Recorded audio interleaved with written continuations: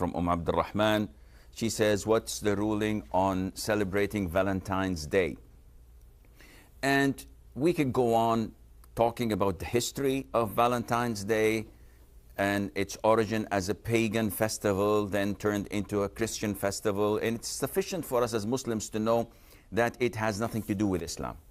And it's called Saint Valentine's Day. So it's even not related to Islam, it's related to other religions. But I will not go to that. Celebrating Valentine's Day, whether by giving gifts or receiving them or selling red roses or wearing red clothes or sending postcards, all of this is totally prohibited in Islam. The Prophet said, alayhi salatu wasalam, whoever imitates a people, he is considered to be among them, with them, from them. And this is very scary because it shows that if you imitate these people, then there's a possibility that you will be with them on the Day of Judgment and part of them.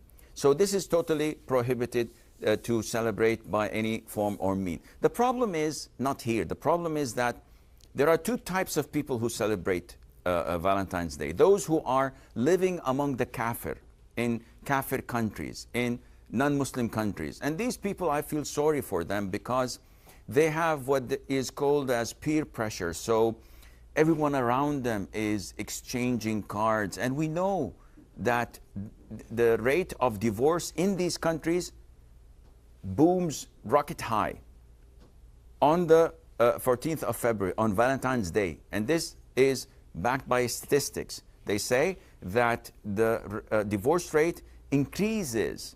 Why is that? Because so much infidelity, so much cheating over your spouse, because you feel under the peer pressure that this is the time to express my love to someone I'm not allowed to love.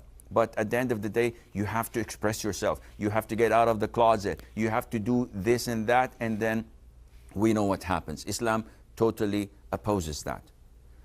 The second type of people who celebrate Valentine's Day are those who are living among us, among the Muslims, in Muslim countries.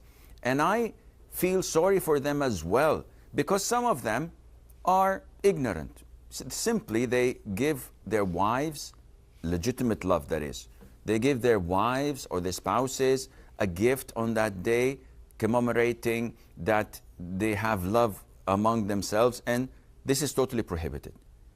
Muslim loves his spouse or her spouse 24/7, the whole year, not to express it in one day per year and pretend that to love one another. The other type of people who celebrate this are those who are indulged in haram relationships.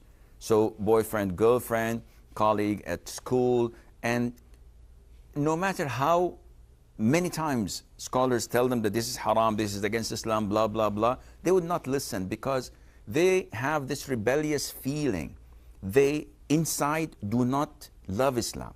They want to rebel. They feel this resentment. They have this inferiority complex in them, feeling that whatever Islam tells them to do makes them second class. So they want to excel, so they think. So they want to be someone else. And the only way to do this is to celebrate Christmas, New Year's, Halloween. Imagine in Saudi Arabia, in the Arabian countries, some of them celebrate Halloween. You find boys and girls walking down the street with a dog. What is this? Is this part of a culture? Is this part of a religion? They could care less because they want to stand out in a crowd.